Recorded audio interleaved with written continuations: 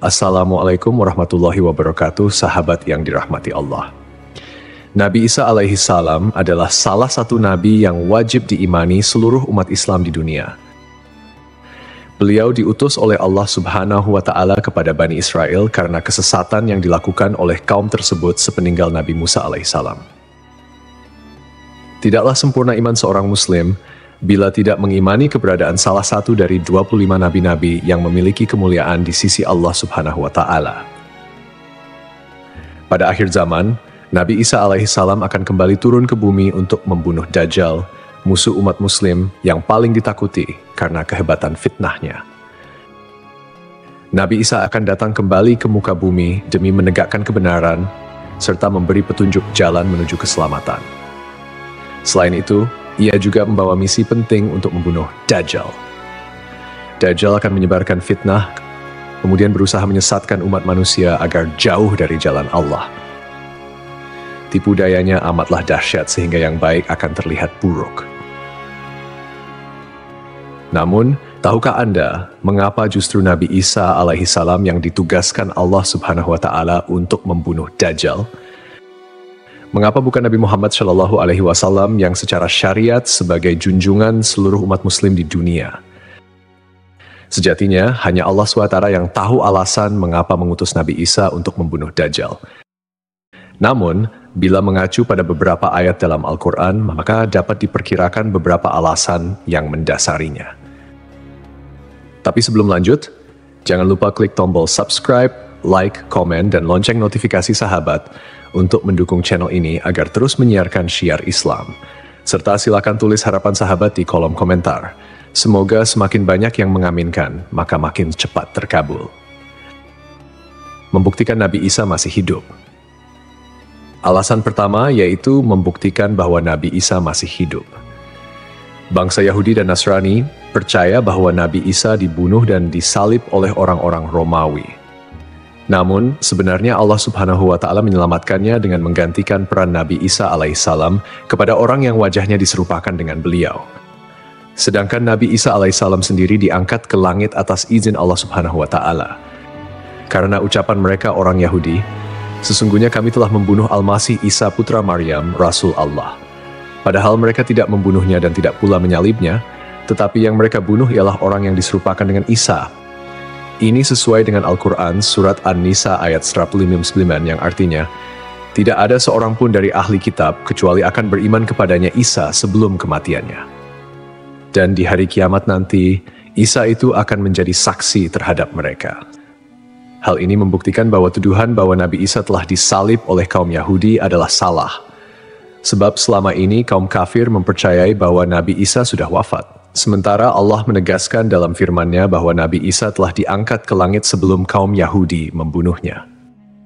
Di hari akhir, Dajjal muncul dengan segala tipu dayanya, kemudian dibaiat oleh kaum Yahudi. Kaum Yahudi juga bersedia menjadi bala tentaranya dengan keinginan membalas dendam terhadap kaum muslimin. Kemudian Allah menurunkan Nabi Isa yang menurut mereka sudah mereka bunuh di masa lalu. Allah menolong Nabi Isa sehingga berhasil membunuh Dajjal dan mengalahkan bala tentaranya. Di masa itu, mereka sama sekali tidak bisa lolos. Bahkan jika ada seorang Yahudi yang bersembunyi di balik pohon, batu, atau dinding, maka benda-benda itu akan berseru. Di sini ada orang Yahudi. Dekat dengan Nabi Muhammad. Salah satu nabi yang memiliki kedekatan khusus dengan Nabi Muhammad adalah Nabi Isa. Aku adalah manusia yang paling dekat dengan Isa bin Maryam. Antara zaman kami berdua, tidak ada nabi yang memisahkan. Selain itu, Nabi Isa sendiri pernah berdoa kepada Allah Subhanahu wa Ta'ala untuk dijadikan umat Nabi Muhammad. Oleh sebab itu, Nabi Isa diturunkan ke bumi untuk menjadi umat Nabi Muhammad. Pasalnya, berita tentang keistimewaan Rasulullah Shallallahu Alaihi Wasallam memang sudah diketahui pada zaman Nabi Isa. Hal tersebut diterangkan di dalam Injil sesuai surat Al-Fath ayat 29. Nabi Muhammad adalah utusan Allah dan orang-orang yang bersama dengan dia bersikap keras terhadap orang-orang kafir yang bersikap memusuhi, tetapi berkasih sayang sesama mereka. Itu adalah sifat-sifat mereka yang diungkapkan dalam Taurat dan Injil. Yakni seperti benih yang mengeluarkan tunasnya, kemudian tunas itu makin kuat, lalu menjadi besar dan tumbuh di atas batangnya. Tanaman itu menyenangkan hati orang yang menanamnya.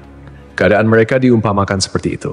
Karena Allah hendak membuat marah orang-orang kafir. Allah menjanjikan kepada orang-orang yang beriman dan mengerjakan kebajikan di antara mereka ampunan dan pahala yang besar. Nabi Isa alaihissalam kembali turun ke bumi diyakini akan menegaskan kebenaran dari ajaran Nabi Muhammad SAW. Tidak bisa dipungkiri bahwa saat ini banyak umat Nabi Isa yang tidak menerima ajaran Nabi Muhammad SAW. Padahal Nabi Isa alaihissalam merupakan pengikut dari Rasulullah SAW. Al-Baghawi menceritakan dalam tafsirnya bahwa ketika Isa alaihissalam mendatangi Baitul Maqdis, di mana orang-orang sedang bersiap salat asar, maka imam di masjid itu mundur dan menyuruh Isa untuk maju. Namun Nabi Isa enggan dan ia tetap salat di belakang imam dengan syariat Nabi Muhammad SAW.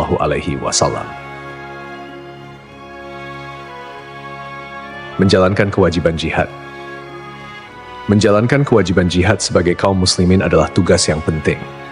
Maka Nabi Isa diturunkan ke bumi untuk menjadi umat Nabi Muhammad. Keistimewaan Nabi Muhammad memang sudah diketahui sejak masa Nabi Isa dan diterangkan di dalam Injil sesuai surat Al-Fath ayat 29, yang artinya, Muhammad adalah utusan Allah dan orang-orang yang bersama dengan dia bersikap keras terhadap orang-orang kafir, tetapi berkasih sayang sesama mereka. Kamu melihat mereka ruku dan sujud mencari karunia Allah dan keridhaannya. Pada wajah mereka tampak tanda-tanda bekas sujud. Demikianlah sifat-sifat mereka yang diungkap Taurat dan sifat-sifat mereka yang diungkapkan dalam Injil. Saat Nabi Isa turun ke bumi, Dajjal sudah berada di tengah masyarakat dan memperdaya manusia. Sebagai kaum muslimin, Nabi Isa berkewajiban untuk berjihad melawan Dajjal dan bala tentaranya. Menjalankan kewajiban jihad. Allah Subhanahu wa Ta'ala memilih Nabi Isa alaihissalam untuk membunuh Dajjal sebagai bentuk penegasan terhadap kebenaran agama Islam. Sebagian umat Nabi Isa masih belum menerima ajaran Nabi Muhammad dan masih memandang Nabi Isa sebagai anak Allah Subhanahu wa Ta'ala, walaupun Nabi Isa sendiri menolak klaim tersebut. Nabi Isa sebagai nabi yang jarak paling dekat dengan Nabi Muhammad. Keduanya merupakan tokoh yang unik dalam perjalanan kenabian. Tidak ada nabi yang diutus oleh Allah Subhanahu wa Ta'ala di antara masa hidup Nabi Isa dan Nabi Muhammad. Oleh karena itu, Allah Subhanahu wa Ta'ala mengutus Nabi Isa untuk membunuh Dajjal dan menghapus seluruh agama selain Islam. Tujuannya agar umat Nabi Isa menyadari kesesatan pandangan mereka dan beriman kepada Allah Subhanahu wa Ta'ala serta Nabi Muhammad sebagai nabi terakhir. Tindakan ini juga menggambarkan bahwa agama Islam adalah agama yang benar dan sempurna, mengintegrasikan ajaran-ajaran para nabi dari sebelumnya. Agama Islam diidentifikasikan sebagai agama rahmatan lil alamin yang membawa kedamaian, keadilan, dan kesejahteraan bagi seluruh makhluk. Mukjizat Nabi Isa dari Allah Subhanahu wa Ta'ala membawa perbandingan yang menonjol di antara kemuliaan dan kehebatan para nabi, termasuk Nabi Isa dan Nabi Muhammad. Nabi Isa diberikan mukjizat luar biasa seperti menghidupkan orang yang telah mati, menyembuhkan orang buta dan sakit, serta berbicara di buayan hingga dapat menciptakan burung dari tanah liat. Nabi Isa sebagai penyempurna dari ajaran sebelumnya menyampaikan bahwa setelahnya akan muncul seorang utusan terakhir, yakni Nabi Muhammad. Nabi Muhammad dianggap nabi yang paling mulia dan utama di antara semua nabi. Beliau dianugerahi mukjizat terbesar, yaitu Al-Quran, yang merupakan firman Allah Subhanahu wa Ta'ala yang tidak dapat ditiru ataupun diubah oleh siapapun. Selain itu, Nabi Muhammad juga memiliki syafaat, yaitu pemberian ampunan kepada umatnya di hari kiamat. Melalui perbuatan membunuh Dajjal, Nabi Isa akan memperkuat dan menegaskan kemuliaan Nabi Muhammad, mengakui kedudukannya sebagai nabi penutup zaman. Tidak hanya Al-Quran, Nabi Muhammad juga diberikan mukjizat lain seperti membelah bulan dan air mengalir dari jemari tangannya. perjalanan Isra dan Miraj, serta mampu bersabda dalam berbagai bahasa. Mukjizat-mukjizat ini menunjukkan kekuasaan Allah yang melampaui batas akal manusia. Sementara keistimewaan Nabi Muhammad sebagai utusan Allah yang paling sempurna semakin terungkap, akhlak mulia, kejujuran tak tercela, keberanian luar biasa, dan kepedulian yang mendalam terhadap umatnya juga menjadi bagian dari kepribadian Nabi Muhammad. Beliau adalah uswatun hasanah, telan baik bagi seluruh manusia. Hubungan dekat Nabi Isa dan Nabi Muhammad terlihat jelas, di mana Nabi Isa adalah nabi yang paling mendekati masa kenabian Nabi Muhammad tanpa ada nabi lain yang diutus oleh Allah antara keduanya. Nabi Isa bahkan menyampaikan kabar tentang kedatangan Nabi Muhammad sebagai nabi terakhir. Beliau mengakui bahwa Nabi Muhammad adalah nabi penutup para nabi dan menyatakan persaudaraan di antara mereka, cinta dan saling menghormati. Nabi Isa dan Nabi Muhammad menjadi bukti kebersamaan spiritual dengan mengakhiri keberadaan Dajjal. Nabi Isa secara simbolis menegaskan kemuliaan Nabi Muhammad dan menghormati sebagai nabi akhir zaman. Untuk dikembalikan ke tanah. Alasan selanjutnya, Nabi Isa alaihissalam akan dikembalikan ke bumi sesuai kodrat manusia yang tercipta dari tanah. Hal tersebut sebagaimana yang dijelaskan pada surah H ayat 5 yang artinya, dari bumi kami menciptakan kamu dan kepadanya kami akan mengembalikan kamu dan daripadanya pula kami akan mengeluarkan kamu pada kali yang lain. Nabi Isa alaihissalam diturunkan ke bumi juga menandakan bahwa ajalnya akan tiba. Setelah wafat, Nabi Isa alaihissalam akan dimakamkan di tanah suci, lalu dibangkitkan kembali bersama manusia lain di hari kebangkitan. Mengenai lokasi makam Nabi Isa alaihissalam, terdapat perbedaan pendapat di kalangan ulama. Sebagian ulama mengatakan lokasinya terletak di Bait al-Maqdis, dan sebagian lainnya mengatakan akan dimakamkan bersama Nabi Muhammad SAW.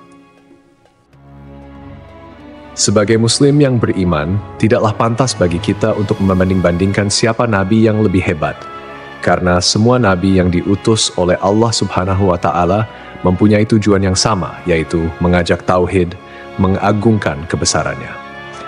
Nabi Isa alaihissalam selain ditugaskan Allah Subhanahu wa Ta'ala untuk membunuh Dajjal pada akhir zaman, ternyata beliau juga akan memiliki tugas dan maksud tertentu yang pada intinya adalah menegaskan ajaran yang dibawa oleh Nabi Muhammad SAW kepada seluruh manusia yang ada di dunia.